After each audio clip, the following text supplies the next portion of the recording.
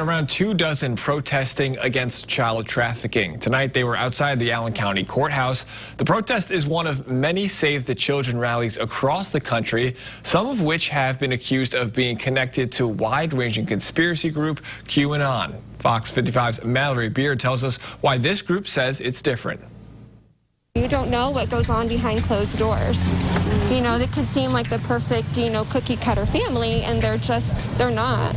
Katie Flora says this is why her 6- and 7-year-old daughters aren't allowed to have sleepovers yet.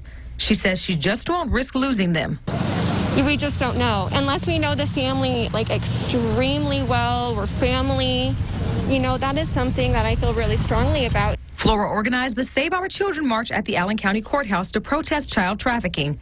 She and co-organizer Shannon Moulter says the march isn't politically charged, nor is it tied to the QAnon conspiracy theories that have sparked similar marches across the country. We just wanted to bring awareness to the fact that sex trafficking happens not just in America, but in Fort Wayne. Shannon Moulter says the Fort Wayne area needs modernized safety regulations for children. Maybe even implement programs in schools, maybe change some laws so that we have more restrictions on, child pornography. Flora says within her 4 years of working with special education students, she hasn't been trained to address problems related to child trafficking.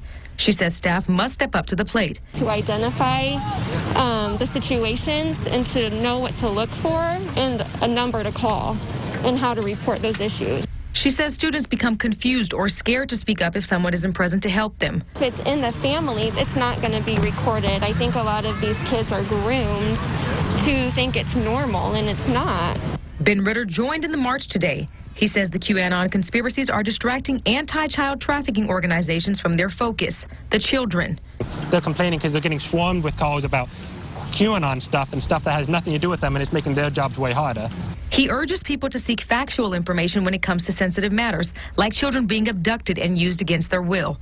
Look towards actual organizations that are fighting this and not just whatever your friend is posting on Facebook. In Fort Wayne, I'm Mallory Beard, Fox 55 News.